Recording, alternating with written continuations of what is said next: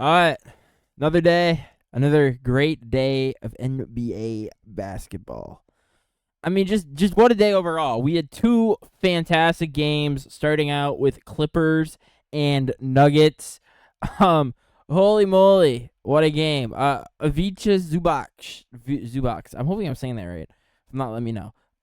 He is probably one of the best Jokic defenders. I mean, Jokic really has to battle against him to be able to score. And yes, before you all come at me in the comments, Jokic did have 36 points and 8 assists and 21 rebounds. But the Clippers did a very, very good job towards the end of the game. I think they were in a 2-1-2 zone, and that just absolutely shut down the Denver Nuggets offense. I mean, they were in straitjackets for the fourth quarter. I think they had 10 turnovers or maybe 12 turnovers in the second half alone. It was some wild stuff. I mean, just the Clippers' creativity on defense. They played some very untraditional defenses, and it just completely threw off the Nuggets. For the Clippers, I mean, James Harden didn't have a good game. Chris Dunn, he is probably going to get played off the court in this series. I mean, whenever he was on the floor, the Nuggets would just double off of him. I mean, it was like clockwork. He shot 1 for 9, 1 for 6 from 3, was a -12. And he played 20 minutes. He played a good amount of minutes. He is going to get played off the floor because the Nuggets just leave him. Unless they can somehow scheme up something to where he's in the dunker or he's in the paint or somewhere around there, somewhere around like the post key area. I mean, I just don't see how the Clippers can play him. He's just a negative out there on offense. It's basically playing 4-on-5 on offense, and it just doesn't help. Nick Batum had some big shots, even though he was 1 for 6. He had one big three. I remember that. I felt like shifted the momentum. Bogey! I have never seen Bogey play that kind of defense in my life. They were in the zone, like I said earlier, and he was defending out there. Normally, when Bogey was on the Hawks and then they'd play my Celtics would attack him, and he just didn't do anything. He sucked. But holy moly, I think the closest I've seen to Bogey defend like that was in the Olympics this past year when he was playing for Serbia. I mean, wow. I have not seen him defend like that ever, except for in the Olympics a little bit. But he was really he was giving it his all out there. Ben Simmons, he has to be more aggressive. He got 4 fouls pretty quickly because he had to guard Jokic whenever they took Zubac off the floor. Kawhi, what can you say, man? He's just kind of robotic. He didn't have one of those like Kawhi games, but he shot 45% from the field, 40% from 3, and he had 24 points. Norman Powell had 22. He was hot for a little bit there. He was actually really hot. He shot 7 of 13, 4 of 8 from 3. I mean, this game overall was like just fireworks. The freaking Aaron Gordon game winner, that literally 0.1 seconds, like he literally barely got it off. They had to review it. They reviewed it for like 10 minutes.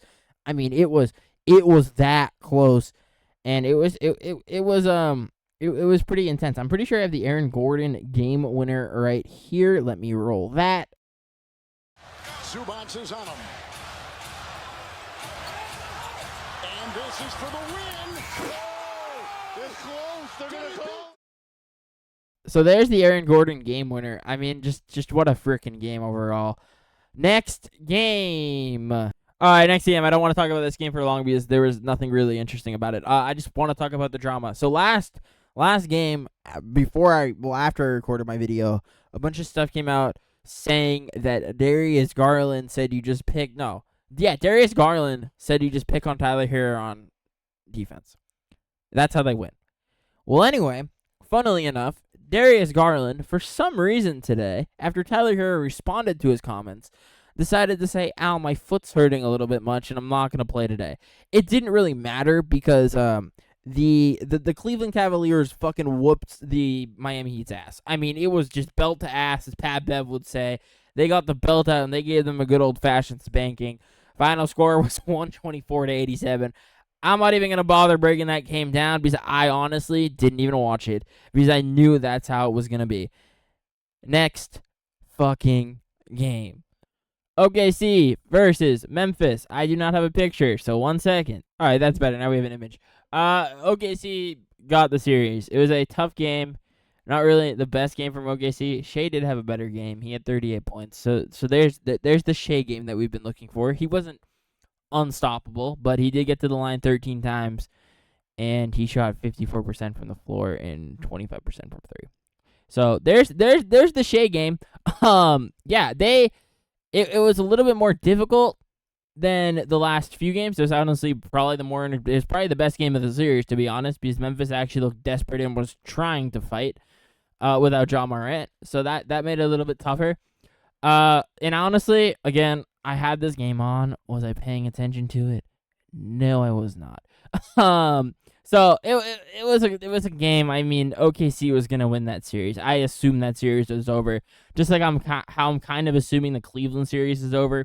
I mean, both those teams should either win. Well, OKC already 1-4. I expect Cleveland to win 4 or 5. I mean, Luke Kennard can't hit a three. Vince Williams played all right. Scottie Pippen had 30 points. Desmond Bane 23. Santi Aldama, who is funny because I was watching numbers on the board today, and I think it was D Mills said, "Yeah, I don't see Santi Aldama the same way after Desmond Bane pushed him." So I thought that was funny. But he had 23 points, and he actually shot really well. He shot 71% from three and 69% from the floor. Memphis needs to make some major changes this offseason. I might make a video on that, honestly. They need to change how that roster looks completely. I mean, you have Ja if you want to keep Ja, but if you don't think he can stay healthy, then you should probably trade him. You need another star. I think Memphis fans are, from what I've heard, they are begging Memphis to trade Jaren Jackson Jr. So we'll see what happens with that. I would be shocked if they did, but again, he just played awful today. He only had he had 12 points, 3 for 12 from the field. I mean, his defensive impact is still there. He got to the line 6 times, but he didn't rebound today. I mean, he was the second to lowest rebounding person on the team, and it was the lowest was Jay Huff, who played 6 minutes. And Luke Kennard, both of those. I think Jay Huff is a center. He played 6 minutes, but Luke Kennard's a guard, and he almost out rebounded him. Jaren Jackson only had 4 rebounds today and played horribly. I can see why Memphis fans are frustrated with him, and you're paying him a lot of money. So who knows what happens with them. They really need to change it. If I'm the owner, no one is safe. I think Pee Wee the Plug said that too. It's like, if I'm the owner, no one's safe on that team. I mean, what are we doing? Like, you got blown out by 50. You lost the series. You suck. Like, you weren't even really competitive. This is the most competitive game, and you're already down 3-0. So I don't know really what Memphis is doing. They got to figure it out. They were one of those teams where it's like, oh, we really don't care what they do in the playoffs. And now it's just like, now it's like old. Like, they've been in the playoffs, I think, 3 years in a row now, and they haven't really gotten anywhere. I don't think they've gotten past the semifinals. So there has to be some changes there, in my opinion. And I think a lot of Memphis fans would agree. All right, last game of the night. Rockets versus Warriors. Warriors pull it out. All right, now that I have my box score up, that helps me a lot. The Rockets need a star. Like, that's really it. They're a 2 seed, but they're a 2 seed because of their defense, not because of their offense. If you just make baskets and you do not let them run in transition or turn over the basketball, they can't do anything.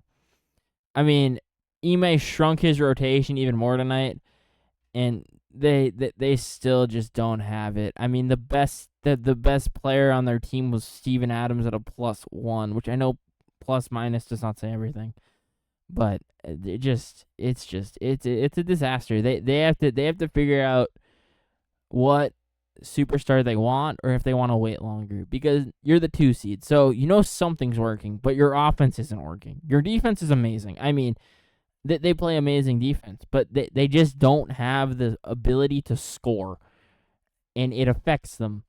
And these games are ugly, and they're not pretty to watch. They're like the Celtics Magic series, but the Rockets really cannot score when they need it. For the Warriors, Steph Curry might be the greatest guard of all time. He's the greatest shooter of all time. He might be the greatest guard of all time. I mean, 36 points. He had a very, very rough first half, or first quarter and a half, because he started getting going towards the end of the half. He had a very rough little bit there, but he ended up with 36 points, shot 38% from three, and he was just insane. He got to the line 8 times. Draymond Green, they need another big, but Draymond tonight, towards the end of that game, he didn't shoot well, but he made some key stops. He had, I think, how many blocks did Draymond have? He had 3 blocks. He had 1 on Şengün, and then I think he might have 2 on Şengün, and the last one he pointed. He did Mutombo and pointed his finger or waved his finger at him. I'm pretty sure.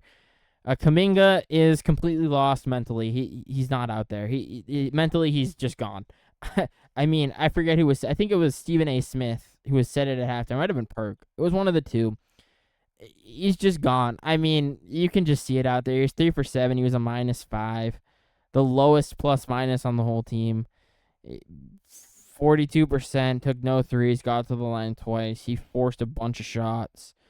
He had a turnover, 2 assists, 1 rebound. I mean, he's just he's not there at all. I made a short. They fucked up not getting rid of him while his value was high. They should have, because the return that they could have got for him would have been pretty good. And now if they get anything back, they're gonna get pennies on the dollar. So he's just not a fit in their system, and they should have traded him 2 years ago. So I guess hindsight is 2020, but yeah, they should have traded him 2 years ago. I think this series goes 6 or 7. I think Houston might get one more game. We'll see. The series goes back to Houston for Game 4. Golden State leads 2-1. Definitely a very fun series to watch if you like defense like I do. Anyway, that's going to do it for tonight's video, guys. Leave a like, subscribe. I will see you tomorrow with another NBA recap.